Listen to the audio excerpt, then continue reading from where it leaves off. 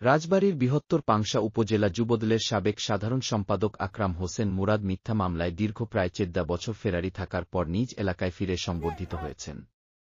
মঙ্গলবার দুপুরে তিনি রাজবাড়ীতে আসলে কালুখালী চাঁদপুর রেলক্রসিংয়ে তাকে ফুলেল শুভেচ্ছা জানান বিএনপিসহ অঙ্গ সংগঠনের নেতাকর্মীরা। পরে মোটর সাইকেল বহরে নেতাকর্মীদের সাথে তিনি পাংশা পৌর এলাকার কালীবাড়ি মোড়ের পথসভায় এসে যোগ দেন। জানা গেছে, আওয়ামী লীগ সরকার ক্ষমতায় থাকাকালীন 2011 সালে চাঁদাবাজি, সন্ত্রাসসহ একাধিক মিথ্যা মামলার আসামি হয়ে আকরাম হোসেন মুরাদ পাংশা থেকে ফেরারি হন। পরবর্তী ওই মামলায় তিনি সাজাপ্রাপ্ত হলেও অন্তর্বর্তীকালীন সরকার ক্ষমতায় আসার পর আইনি প্রক্রিয়ার মাধ্যমে মামলা থেকে অব্যাহতি পান। এছাড়া তিনি ওই সময় প্রতিপক্ষের দ্বারা নির্যাতিত হন।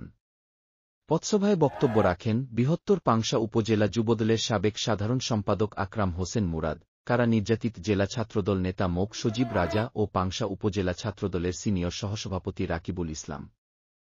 পথসভা শেষে উপজেলা বিএনপির দলীয় কার্যালয়ে এসে সিনিয়র নেতাকর্মীর সাথে সৌজন্য সাক্ষাৎ শেষে পাংশা পৌর শহরে তারেক রহমানের ঘোষিত 31 দফা বাস্তবায়নে ব্যবসায়ী, পথচারীসহ সর্বস্তরের মানুষের মাঝে লিফলেট বিতরণ করেন সাবেক যুবদল নেতা আকরাম হোসেন মুরাদ। এ সময় এতে উপস্থিত ছিলেন পাংশা উপজেলা বিএনপির সাবেক আহ্বায়ক মাহমুদুল হক রোজেন, বিএনপি নেতা হাবিবুর রহমান রাজা, বাবুপাড়া ইউনিয়ন বিএনপির সাবেক সভাপতি সিরাজুল ইসলাম পেনুসহ বিএনপি, যুবদল, ছাত্রদলসহ অঙ্গ সংগঠনের নেতাকর্মীরা উপস্থিত ছিলেন। উল্লেখ্য, আকরাম হোসেন মুরাদ পাংশা পৌর গুদিবাড়ি এলাকার পাংশা সরকারি কলেজের প্রথম ভিপি আকবর শেখের ছেলে।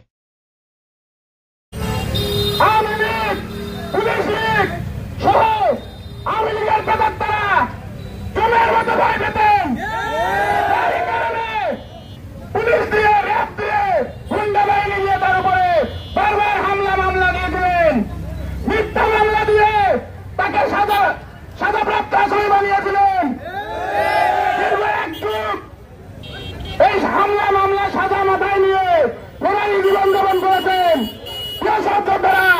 সংগ্রামী বন্ধুরা আমার, আজকে 1 যুগ পর মুরাদ ভাই আমাদের মাঝে যেতেন, আমরা আনন্দিত। বাংলাদেশ জাতীয়তাবাদী দল বিএনপি মুরাদ ভাইয়ের আগমন উপলক্ষে আজকে ঐক্যবদ্ধ এবং শক্তিশালী ইনশাআল্লাহ।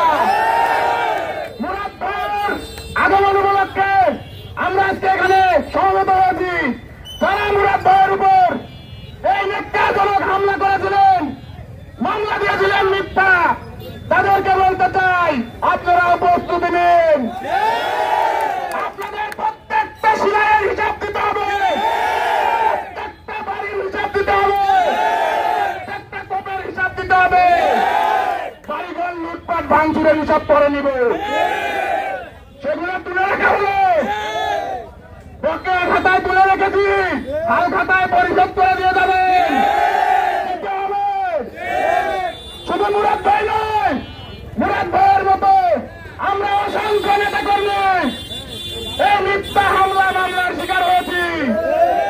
দিনের পর দিন, মাসের পর মাস অন্ধকার প্রকোষ্ঠ জেলখানায় কাটিয়েছি।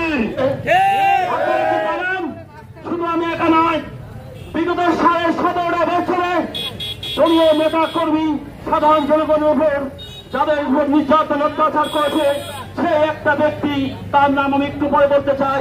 প্রিয় সংগ্রামী বন্ধুগণ, আপনারা জানেন 1/11 সময় সেই ব্যক্তি, যে ব্যক্তিরা আমাদের উপর নির্যাতনের মাস্টার মাইন্ড ছিল, সেই ব্যক্তি 1/11 সময় আমার প্রিয় নেতা মাহমুদুল হক রোজন স্যারের উপর নির্যাতন করছে, মাহমুদুল হক রোজন স্যারের চাকরি থেকে বরখাস্ত করেছে।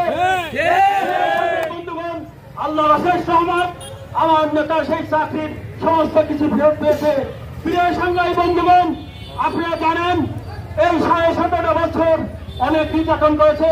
সবচেয়ে মজার ব্যাপার, দুঃখজনক ঘটনা, আমার উপর বারবার ওই মাস্টার মাইন্ডের নির্দেশে আমাকে হত্যা করার ষড়যন্ত্র করছিল। ওই মাস্টার মাইন্ড আমাকে বাড়ি থেকে বিতাড়িত করছে। আল্লাহর অশেষ রহমত, ওই মাস্টার মাইন্ড এবং ওই মাস্টার মাইন্ডের আম্মা শেখ হাসিনা আর জিন্নুল হাকিমগঞ্জের বিদেশ থেকে এই দেশ থেকে বিতাড়িত করে দেওয়া হয়েছে। বন্ধুগণ, ওই মাস্টার মাইন্ড এই যে একটা মার্কেট করেছে, সরকারি জায়গার উপর মার্কেট করেছে। আপনি মার্কেট করে আইএসএফ ইন্ডিয়াতে, নয়াদিল্লিতে, হিন্দুস্তানের লোকই আছেন, দেখেন আজ আপনার পক্ষে একটা লোক কথা বলা কেউ নাই। দুনিয়ার মার দুনিয়ার ভাই উনি খালি প্রতিশোধ নেবে, কোথায় কোথায় বলতো প্রতিশোধ নেবো প্রতিশোধ নেবো।